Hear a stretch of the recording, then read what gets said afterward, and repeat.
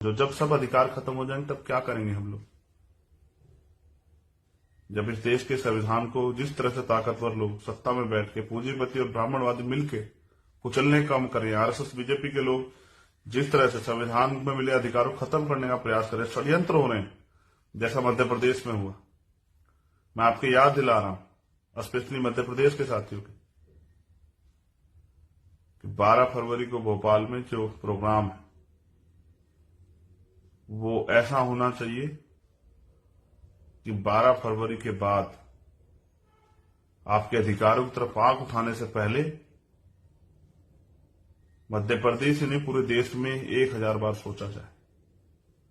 मैं अपने SC, ST, OBC, minority के भाइयों से अपील करता हूं कि आप आइए, जो साजिश दुश्मन कर रहा है उसको बेनकाब करेंगे और अपनी एकता से ये संदेश देंगे कि अब हम गुलामी बर्दाश्त नहीं करेंगे। क्योंकि बाबा साहब अम्बेडकर ने सिखाया ना कि 100 दिन बकरे की तरह जीने से अच्छा एक दिन शेर की तरह जी। कभी किसी पार्टी ने अपने मैनिफेस्टो में बात नहीं रखी कि देश से जातियां खत्म होनी चाहिए। हाँ, कुछ लोगों को आपके अधिकार जरूर चुभते हैं, इसलिए वो बार बार आपके संवैधानिक अधिकारों को खत्म करने के लिए मांग करते रहते हैं। लेकिन उन ना समझो को कोई क्या समझाए कि जिस जाति के आधार पर देश बटा है, अगर वो जातियां समाप्त कर दी जाए तो कोई भी जाति का प्रिविलेज नहीं ले पाएगा। फिर आपकी जो पीड़ा है वो दूर हो जाएगी। क्योंकि जिन्होंने हजारों साल से आपको इंसान नहीं माना, आपको अधिकार नहीं दिए, वो अब आने वाले समय में आपको अधिकार नहीं देने वाले। वो आपकी बात भी इसलिए करते हैं, आपका वोट का अधिकार, वो आपके पैर भी धोते हैं, आपको गले भी लगाते हैं, आपको अपना भी करते हैं, आपके महापुरुषों को फूल भी चढ़ाते हैं, सिर्फ इसलिए कि आपके वोट को लूट सके। सही माने में आज भी आप उनके लिए अछूत हैं, गुलाम हैं, शूद्र हैं। इसलिए बहुजन समाज में एकता बनाओ मेरे भाई। इसलिए मैंने आज कोट पैंट पहना कि आपको बताया जाए कि डॉक्टर अम्बेडकर क्या चाहते थे। वो आपको भूखा नंगा नहीं देखना चाहते थे, वो आपको किसी का पिछलग्गू नहीं देखना चाहते थे, वो आपको इस देश में शासक देखना चाहते थे।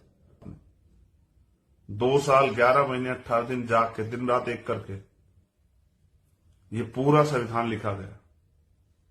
आज हम लोग इसकी अहमियत नहीं समझ रहे हैं।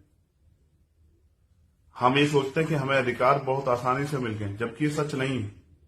इन अधिकारों के लिए कीमत चुकानी पड़ी। जैसा मैंने कहा कि 1 जनवरी 1818 में कुछ अधिकारों के लिए इतनी बड़ी कीमत चुकानी पड़ी, लेकिन इस बार कीमत आपने नहीं चुकाई, मैंने नहीं चुकाई। इस बार कीमत चुकाई बाबा साहब अम्बेडकर ने, अपने 4 बच्चे कुर्बान करके, अपनी सुख सुविधाएं, अपना घर परिवार कुर्बान करके, अपना जीवन कुर्बान करके। इसलिए हम बाबा साहब अम्बेडकर को अपने पिता, अपने बाबा से भी पहले याद करते हैं। और 12 फरवरी को एक ऐतिहासिक आंदोलन भोपाल की धरती, ना पैसे दे सकता हूं, ना साधन दे सकता हूं, अपने दम पे आना। उस आंदोलन को मजबूत करने के लिए आना। वहां जो साथी हमारे नेता लोग मेहनत कर रहे हैं सामाजिक न्याय यात्रा की, उसके बल, उसकी शक्ति के प्रदर्शन को आना, और आना इतिहास लिखने को, ये बताने को कि हम इस देश में गुलाम नहीं, नए कीर्तिमान स्थापित करने हैं, स्वाभिमान सम्मान के साथ जीना, हक अधिकार के साथ जीना है। क्योंकि बाबा साहब अम्बेडकर ने सिखाया ना कि 100 दिन बकरे की तरह जीने से अच्छा एक दिन शेर की तरह जी। उन्होंने ही कहा ना, न्याय करने वाले से न्याय सहने वाला ज्यादा दोषी होता है। और उन्होंने ये भी कहा कि जिस समाज का युवा जीते जी समाज के स्वाभिमान सम्मान हक अधिकारों की लड़ाई नहीं लड़ता, वो जीते जी भी मरे हुए के समान होता है। और जो जीते जी इस लड़ाई को लड़ता है, स्वाभिमान सम्मान की रक्षा करता है, अगर वो शहीद भी हो जाए तो वो मरकर भी अमर हो जाता है। अपने लिए तो जानवर भी जीते हैं, समाज के लिए, अपने महापुरुषों के आंदोलन के लिए जियो। जब आप मैदान में आ जाओगे, आपका रास्ता कोई नहीं रोक सकता, क्योंकि आपके बल से सब लोग वाकिफ हैं।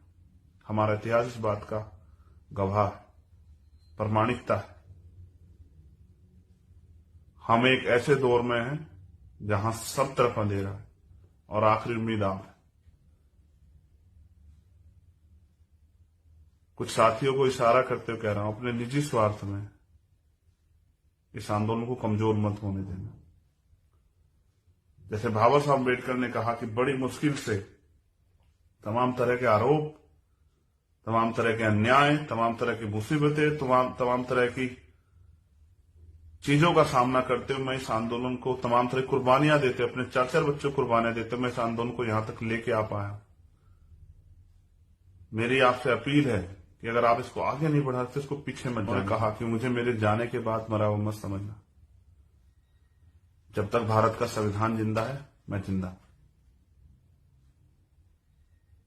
आज उनके संविधान पे खतरा है। आज कुछ लोग षड्यंत्र करके, एजेंडा बना के, पूरी रणनीति तैयार करके उनके संविधान को खत्म करना चाहते हैं।